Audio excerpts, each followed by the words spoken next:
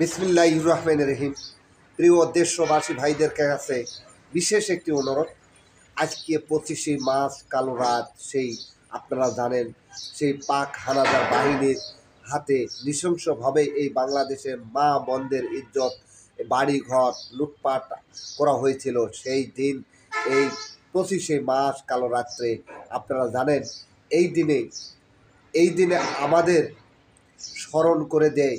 আজও আপনারা মনে রাখবেন যে আসলে 5 আগস্টের পরেও আপনারা দেখেছেন যে একদল আসলে লুটপাট রাজত্বের ভাঙচুর সেটাও করেছে। আপনারা দেখতে পাচ্ছেন, প্রমাণ পাইছেন। আমি বলবো, এই বাংলাদেশে স্বাধীন একটি রাষ্ট্র বা একটা দেশের নির্বাচন না হলে এই ডক্টর মোহাম্মদ ইউনূসের এই দেশ পরিচালনা করা সম্ভব নয়। কারণ একদল এই বাংলাদেশে খোলসা করে দিয়ে রাখছে, আর বাকি দল রাজনীতি নিষিদ্ধ করে রাখছে। সেটা এই মাঠে দেখতে পাচ্ছেন আপনারা।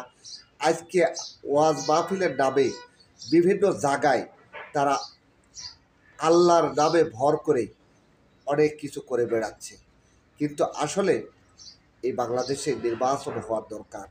যতদিন এই নির্বাচন হবে না, ততদিন এই বাংলাদেশের সংঘাত এবং লুটপাট রাজত্বই বেড়েই যাচ্ছে। কারণ আজকে আপনারা জানেন যে এই জামাত নির্বাচন চায় না, এই লুটপাট রাজত্বই করার জন্যই আজকে জামাত নির্বাচন চায় না।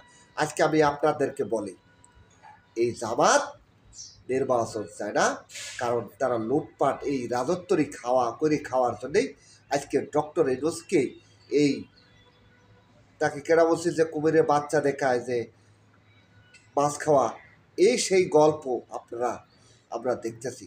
ধন্যবাদ দর্শক। ভিডিওটা ভালো লাগলে অবশ্যই লাইক শেয়ার করবেন।